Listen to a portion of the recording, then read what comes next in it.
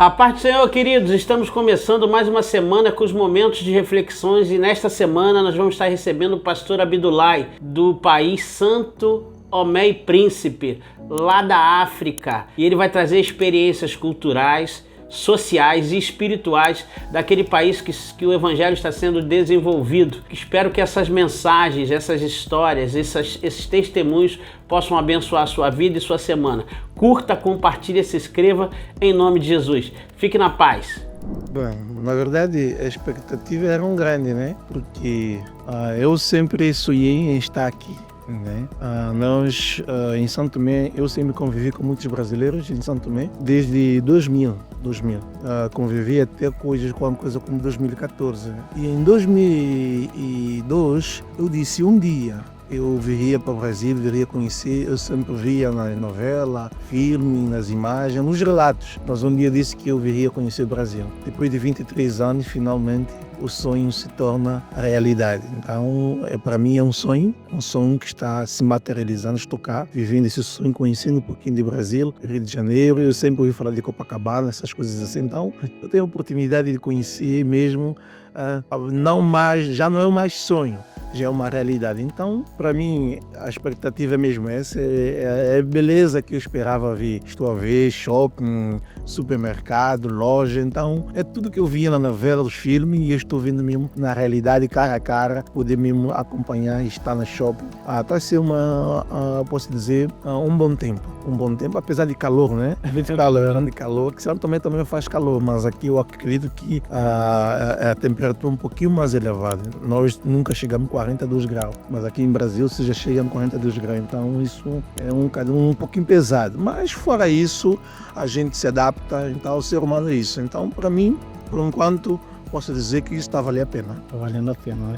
Eu estava falando com você referente a quantos habitantes lá nós temos em Santo Tomé e Príncipe. O senhor estava falando aí uma realidade de habitantes lá. Com certeza. Santo Tomé e Príncipe é um país bastante pequeno. Você tem uma ideia, nós só temos apenas aproximadamente, não é exato, 220 mil habitantes. Um país todo. 2 ilhas, né? E a Ilha do Príncipe, ainda menor, tem cerca de 20 e pouco mil habitantes. Então é bem menor mesmo, mas também o nosso território é muito grande. O território é cerca também de 1.001 km². Então é uma cidadezinha aqui do Brasil. E comparando com a população do Brasil, não é uma comparação possível. Nós é como se fosse uma gota dentro do oceano, né? Sim. E como é que foi a história aí do país? Conta um pouquinho pra gente como é que esse país surgiu, de que forma. Bom, Santo Tomé e Príncipe, segundo a história, Santo Tomé e Príncipe eram 2 ilhas inabitadas.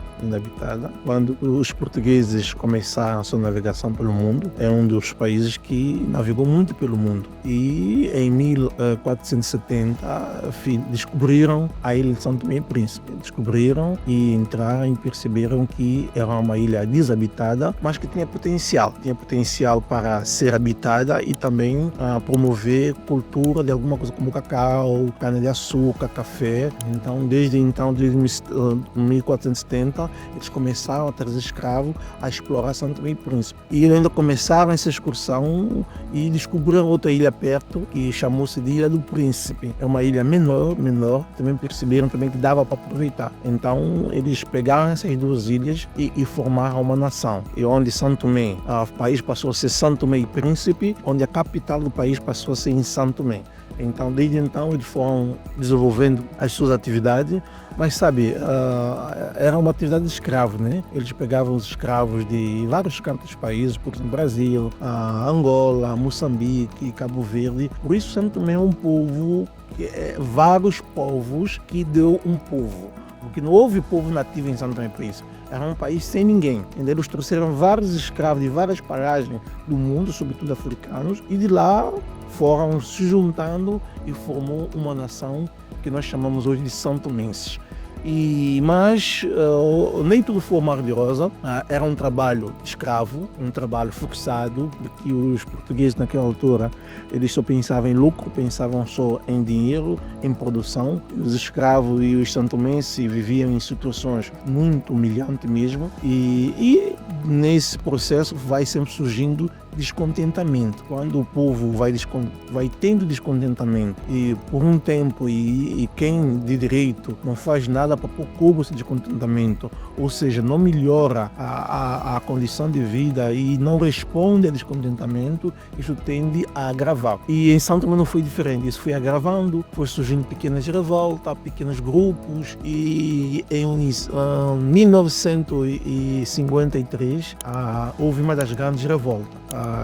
Nós chamamos isso até hoje, denominamos de massacre de Batepá. E foi um dia memorável onde muitos santomenses foram escravizados, foram mortos, porque nós tentamos lutar contra a pistola, contra a arma de fogo. Era quase impossível. Era uma batalha que não tinha como vencer. Você com machine katana, cacete, pedra e vai lutar com arma de fogo contra os portugueses. Então foi um massacre. Os portugueses mataram muito dos nossos pais, mataram muito. E a partir de lá então começou a haver uma onda de revolta em todos os países africanos, Angola, Moçambique, todos eles, parecia que ouviu o que está acontecendo, então começou e os portugueses começaram a ver-se apertado, ou começou a haver rebelião em todas as colônias africanas dos portugueses. E eles foram diminuindo a sua presença e também começou a surgir novos movimentos sobre o país, tinha alguns filhos, aqueles que tinham menores começaram a estudar, começaram a aprender sobre a política e surge um movimento chamado MLSTP, Movimento de Libertação de São Tomé e Príncipe, que reuniu alguns filhos de São Tomense com ajuda internacional e foi criando negociações e finalmente em 1975 surge a Declaração de Independência de São Tomé e Príncipe. Então podemos dizer que há 50 anos nós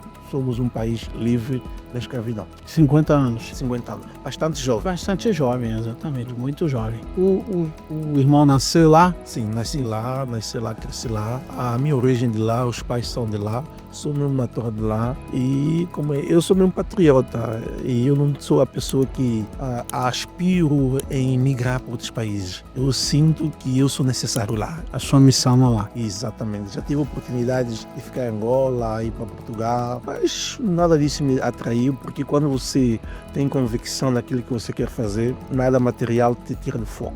Quando você está focado na missão, né? Você consegue fazer ali. E hoje, culturalmente lá, em termos de comércio, como é que o país, qual é o forte do país? Se tem alguma coisa que vocês importam, exportam? O que é a base que faz o recurso girar no país? Como é que é essa? Ok. Podemos dizer que em 1975 houve um ganho, que independência é sempre independência. Estar livre de escravidão, de jugo, é sempre isso. Mas isso não trouxe assim grandes benefícios econômicos, social para a nação. Por quê? Porque desde aquela altura em diante sempre houve uma elite. Houve uma elite na política que sempre viveram bem a partir da independência e todo o resto do povo viviam como se fosse um mendigo, assim podemos dizer. Formou-se um governo que tinha-se ideia que aquele governo que lutou pela independência também iria lutar pelo bem-estar da sua população, de forma que o povo teria uma vida com dignidade. Mas com o andar do tempo nós percebemos que não é isso. Era um governo que aparentemente, assim podemos dizer, que não trabalhava a favor da necessidade do povo. Eles serviam seus próprios interesses. E um grupo, uma elite foi sempre crescendo, tendo de bom e de melhor, e o povo foi vivendo sempre na miséria. E podemos dizer hoje que São Tomé e Príncipe é um dos países onde cerca de 50% da população vive na pobreza.